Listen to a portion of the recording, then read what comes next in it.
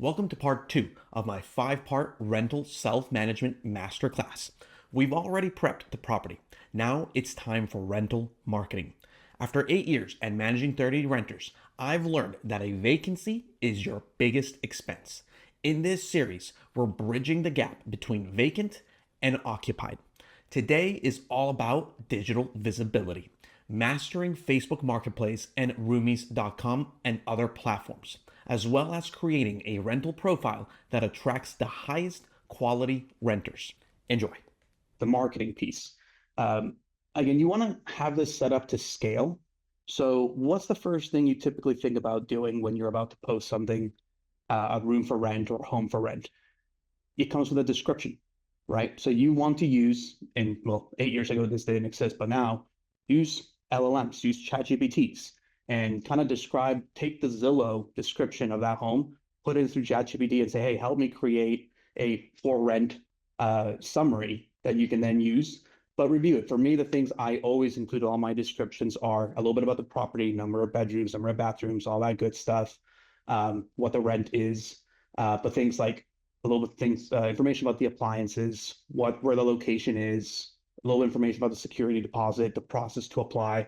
And again, I'll show you all a template that I use that covers all those things. But you're going to want to fine tune that obviously based on the type of market that you're targeting. If it's for families, you're going to target families. If it's for college students, young working professionals, you're going to target for them.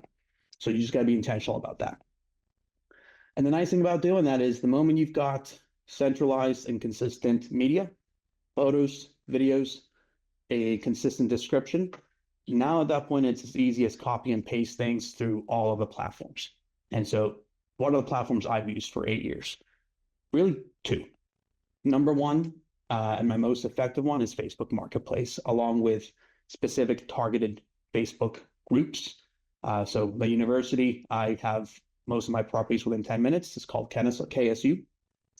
And they've got like 6 different KSU groups for rooms for rent, roommate search, apartment for rent, a bunch of other ones, subleasing, and I just join all of them. And every time I've got a vacancy, I anticipate a vacancy, I post there. And I like Facebook because I get to see 9 times out of 10 a Facebook profile. I get to People get to see my profile as well. It's also quite seamless to once you kind of do an initial touch point to say, hey, if you want to jump on an audio call or a video call, I don't need to share my number or anything. I don't need to do a Zoom call or Google Meet. We just jump right on Facebook Messenger and initiate that. So pretty seamless. People appreciate that simplicity. But the other platform I've had tremendous success with is Roomies.com. And again, I think this one's going to be probably more effective for those that are doing room by room rentals because the name kind of hints at what it is. It's for pad splitting. It's for people looking for roommates, not so much renting an entire home.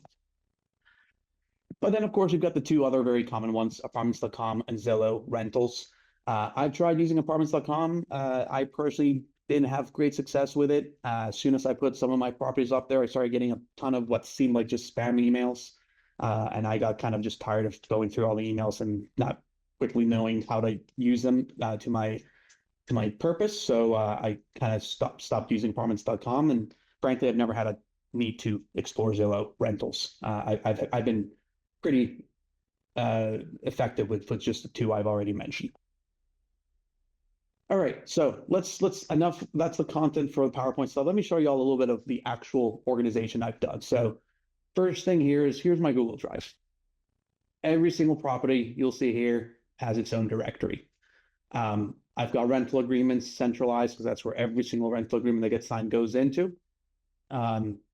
Here is commercial real estate, separate thing. Evictions, kind of hinted at this, I think, on Tuesday. One thing I can confirm with you all is just know, no matter how good you screen, you will go through evictions. I guarantee it. I never thought I would because I was very meticulous about my screening process.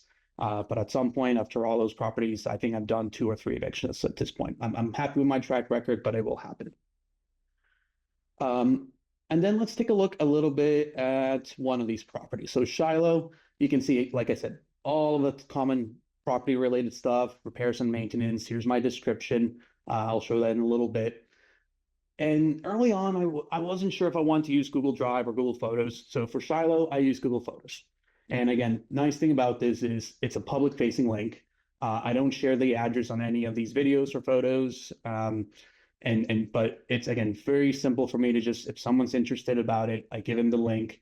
They get to see all the pictures, and then the video that you can see the video is 5 minutes and 40 seconds. It's the entire interior tour.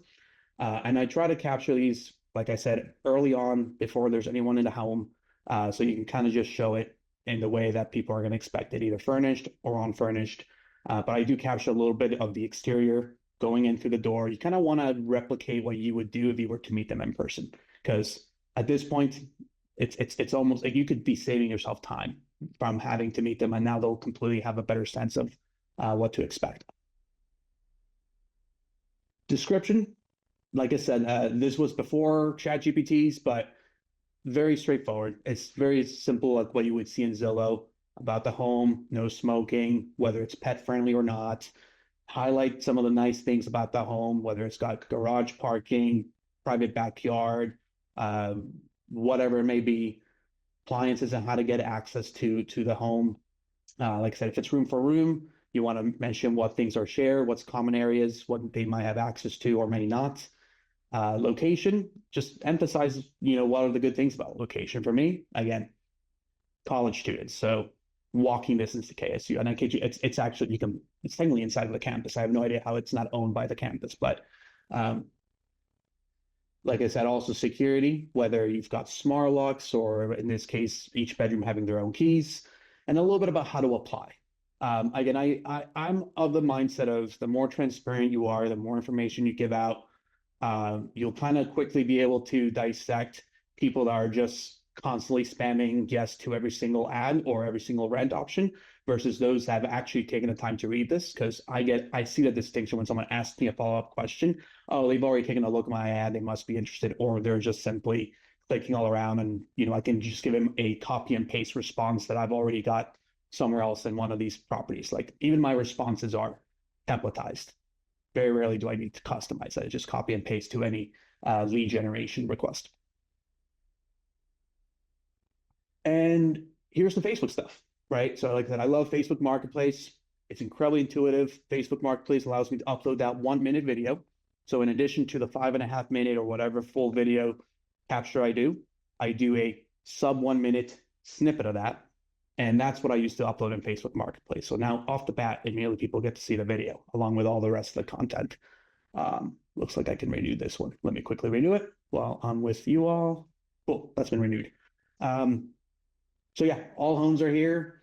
What's the last thing? The last thing I want to share here before we go back to, but before we pause and see if there's any questions is later on after I got a lot of properties, I started thinking to myself, gee, I kind of don't like just having one ad or one for rent post per property. And then if someone reaches out to me and it's not a good fit for me to then tell them, well, I've got 3 or 4 other options for you. So instead, what I decided to do, and also I didn't want to create a fancy website with an accordion view and update that website. I went low fidelity. I've got a full-time job. I'm busy. So all I did was I made an Excel sheet. And this Excel sheet, I update in real time, every single home, every single room, and basically use it as the entry point whenever I talk to anybody, because not only can they see my website if they want to know a little bit more about me, but here's the plug, here's my YouTube channel. People love seeing that I'm a real person. So the fact that I've got YouTube and I talk about my process, I talk about how I'm DIY, I'm also authentic. I'll talk about Tesla and electric vehicles or what have you, right? Like, it's like, oh, okay, this person's human. It's not just some random property manager or someone I'm talking to offshore or what have you, right? And plus, it's very informative. At this point, people might feel empowered. They can click around on Facebook Marketplace links, go to my video tours, and from there, they come to me and say, hey, Adrian, I took a look at all of your properties. I'm interested in row 12 or row 14. Okay, cool. Let me talk to more a little about that. Let me tell you about who the roommates are and take it from there. So it sets the stage very, very nicely to then have follow-up conversations. Marketing is a numbers game, But once the leads start pouring in, you need a system to filter them. That brings us to part 3, where we'll pivot from marketing to the paperwork. Join me in the next session as we deep dive into applications and the screening process. I'll see you there.